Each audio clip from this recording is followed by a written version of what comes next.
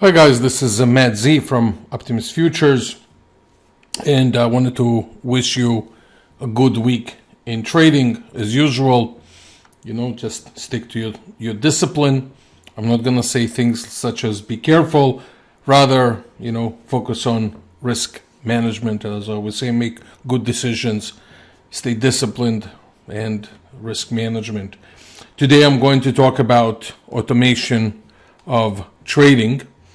And I'm going to talk about some traders' will, or at least thought or desire or future plan to turn their method into an automated method. So let me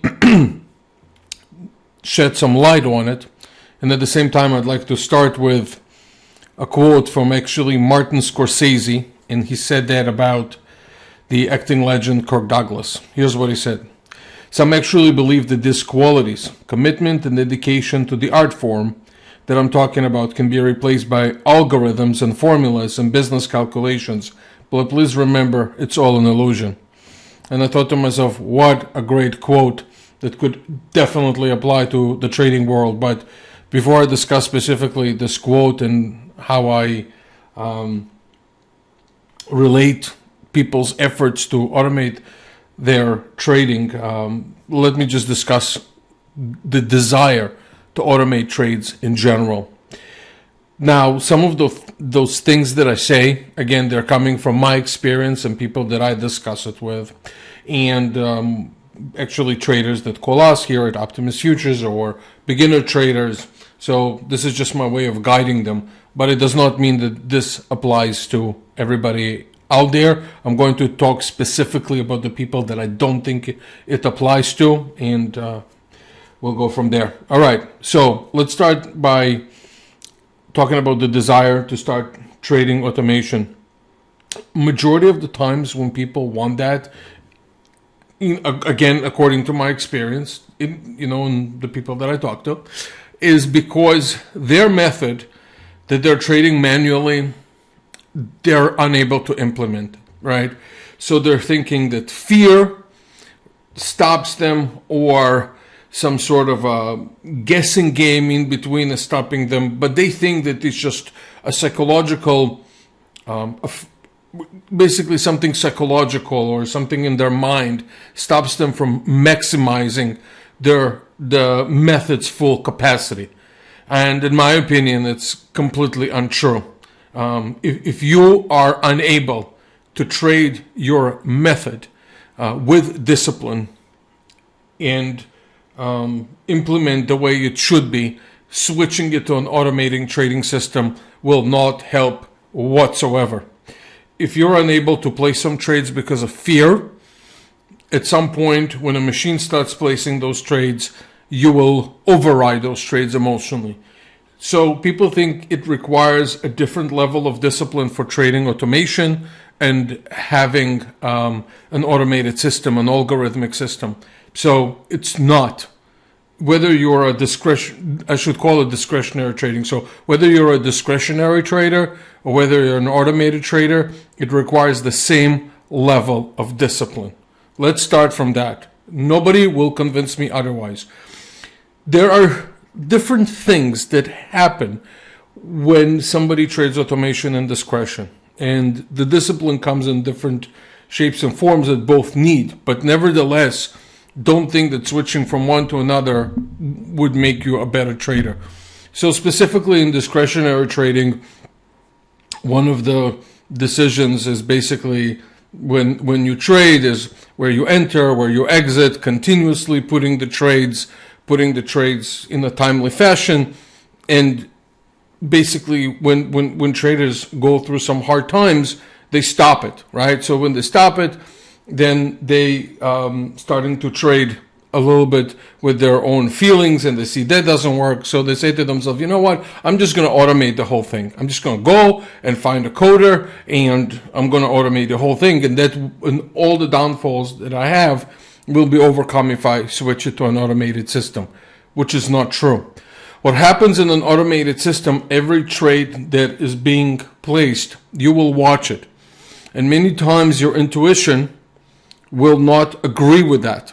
That's the difficult part in automation. The machine places the trade. It could be a market that's going up and up and up and up and up, and all of a sudden it buys at a certain top.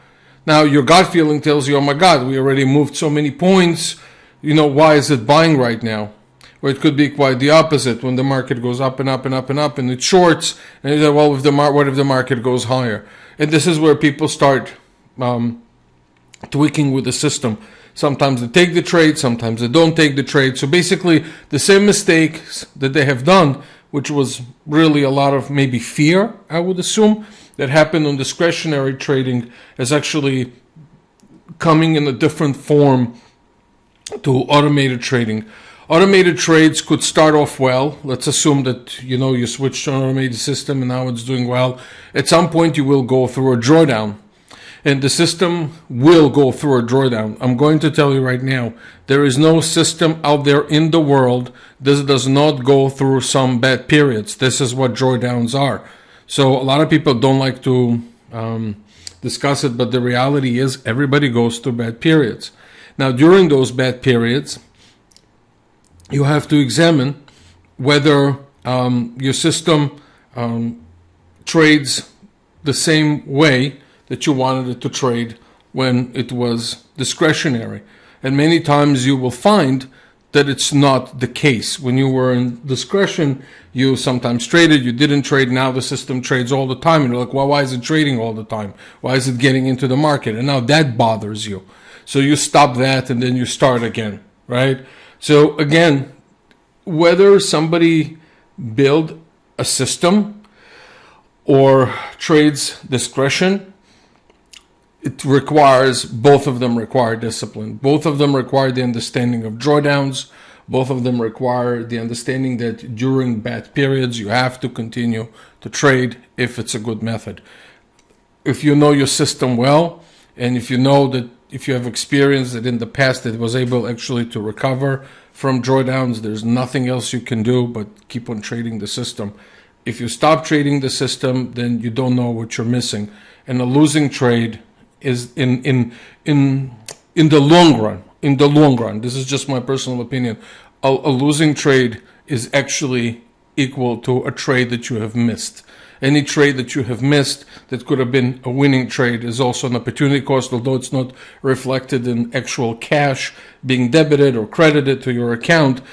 The large numbers law do dictate that missed trades and trades that are losing could be equal in weight on the overall performance of the system.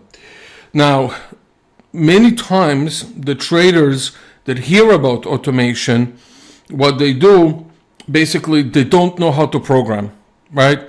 So what they do is they go and they look for a programmer because they don't know how to program the system themselves.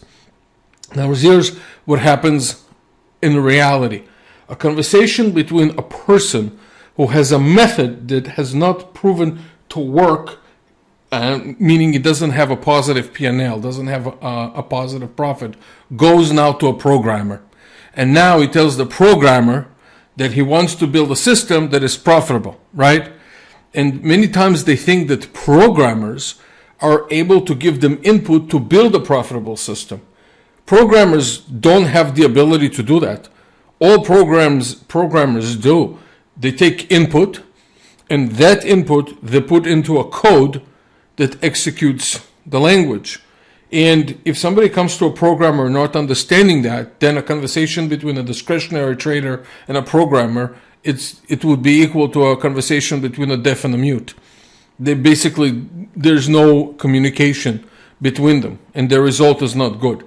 Now, many times it's really funny because people who want to automate their systems are not exactly very generous in understanding how much time it takes to program it. So they look for the cheapest programmer, right? If somebody comes to them and says, well, how much to automate this program? They might say 1,000, 2,000, or anything like that. And then what happens is that, well, that's too much, right?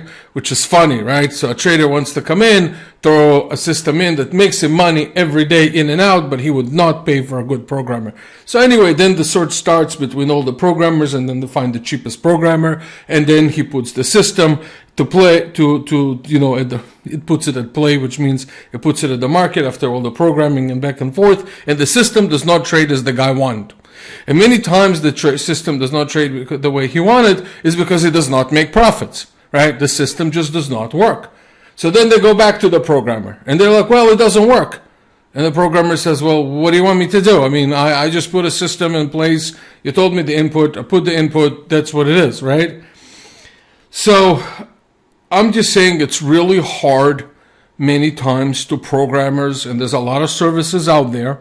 And unfortunately, not a lot of the programmers understand it, that, programmers, the competent programmers, there's a lot of incompetent programmers, but the competent programmers are not there to make your systems profitable.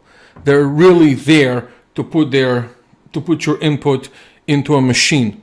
That's really what it is. Now, do some of them have trading experience? Sure, because they have to simply program, because by necessity they have to program it into a machine that actually trades many times, and they're familiar with that machine. So somebody would come to them and say, hey, do you know how to program for this machine or that machine, this platform or that platform? And they say yes, and then they obviously have their input along the way, and then there's some sort of a back testing. But programmers in their essence are not people who are supposed to build systems that continuously work. In fact, if the system breaks down one day, I shouldn't say, let me not be so dramatic and say break down, but rather, let's say it does not perform well for that period, and you just need to expand some parameters, maybe the risk management parameters, the profit parameters, and so forth. You still have to go back to the programmer and do that, right? The machine itself will not fix it. So anyway, what I'm trying to say is this, is that if you are not a programmer yourself, it will be really hard for you to turn a discretionary system into an automated system. It's just really hard because you're just relying on somebody else. Now, think about it this way, okay?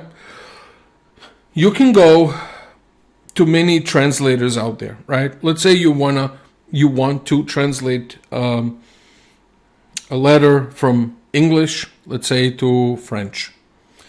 If you go to different translators, you will find that majority of them will come very, very close, especially it's a very long text. So they will come very close to that, but none of them will be the same. I find that programmers are the same. The more input you give them, the more inputs there are in systems, right? Then it's very hard for one to be the same as the other. So there could be differences in results. Now, I'm going to tell you this. The hardest thing that for a non-programmer to understand when they program a machine is that a programmer thinks along the lines of if-then, right? So there's if-then conditions. I'm sure there's a lot more to it than I actually know, because I'm not a programmer myself, but I worked with enough competent programmers to understand how they think, to give them input right. So it's if-then. But traders many times come up with very vague ideas. If the market does this, then I wanted to do this. And if the market will do this, I want to do that. And if the market will do this, they give them, all the scenarios in the world that they could potentially, the discretionary trader tries to cover, because he thinks that an automated system then will cover every single scenario and then money is guaranteed. That only makes the programmer's life difficult. Because if you have laws that are contradicting one another in the programming language, which many times what I've seen discretionary traders do, they say, well, if the market does this, then it should do this, and if the market does that. But the ideas in themselves are contrary. And even if the trader does not understand they're contrary, in the language itself, it will be contrary. And in order for a system to be profitable in automation, it has to be accurate. So here's what I'm telling you. The bottom line is this. The bottom line is that if you are a discretionary trader, you should really focus on the art of trading. right? Just like Martin Scorsese says, right? That you have commitment and dedication to the art form, right? So that's what you have to stick with. It's difficult. I know I'm not here to, as you know from all my podcasts, I'm not here to, promote trading. I'm just trying to help those who are in it, who are interested in it, or are going to get into it. There's an art form to discretionary trading. The art form is basically understanding the downfalls of discretionary trading, the downfalls of decision making, and a lot of decision making, and trying to live with those faults, right? And trying to overcome them, and not trying to overcome them artificially, because that's what programming does. If you run to a programmer and you're not a programmer and you're trying to build a system out there that has not worked for you, again, I suggest stick to the original art form, which is reading charts, risk management, and understanding that many of decisions that we'll make will not be great decisions, but you have to make a few good decisions to potentially become profitable. Now, those of you that are, I would say, competent programmers, not the type of, I know a little bit of programming, but really competent, know the downfalls also of backtesting a system that is programmed, such as inside bar. To those of you who don't know, there's a big problem in the programming world which is called inside bar. Inside bar is when the system does not know if the profit or the loss has been hit first. And many times when you backtest the system, it's always profitable, because within the bar, it always shows that the profit was taken first. So even some programmers are not aware of it, and there were some programmers that luckily I made them aware of it, although they knew the programming really well, and they were able to put their input right into the language that they trade in. Again, that showed them the results were amazingly positive. And when it's amazingly positive, then I always ask them, did you check the inside bar? Which is no. And now luckily some of the software companies are, not all, but many are able to do look inside the bar and determine based on the time frame which was hit first, the target or the stop. So again, that's really important as well in the backtesting method. That's basically it, for now. So I hope it helped you. I hope that you understand that, jumping from one thing to another is not something that would help, but rather you have to focus on, again, as I mentioned, the art form of reading charts, reading the DOM, or whatever that you do on a discretionary basis. If you are a programmer, right, and the only way you like to do things is by programming, sure, you can go for it. If you know the trading language really well, and you know how to test systems, and you understand also by listening to this podcast that you will have to be just as disciplined as a discretionary trader. You will have challenges of ups and downs and 5 trades that are losing, that you will still have to continue using the system if you believe in your method. Stopping and starting it, which happens also to programmers, based on a gut feel, that's exactly where the trap exists. So now you know, don't just have some sort of a thought that going from one to another will improve, things, but rather focus to what you do. Focus on your strength. That's what I meant to say. Focus on your strengths and focus on the ability that you have within the parameters that God gave you and the skills that God gave you to make the most out of it. That's it for now. I wish you a fantastic week. I just want to remind everyone that there's a substantial risk of loss in futures trading. Past performance is not indicative of future results. Please use risk management and in your trading. Use only risk capital. It will not change your lifestyle. And because I mentioned here profits and stop losses, I'm also obligated to tell you that when you place a stop, it might be your stop might not necessarily stop exactly where you want. There could be huge slippage because there are tough market conditions, and hard market conditions could prevent it from trading exactly at that point. There might not be an ask or things of that nature. That's it. Guys, I wish you all the best. I welcome your business at optimusfutures.com. I look forward to hearing from you. Please give us a call here at www.optimusfutures.com. Call us. It's 1-800-771-6748. And if you're on a local call, give us a call. It's 561-367-8686. Thank you, and I'll see you on the next podcast.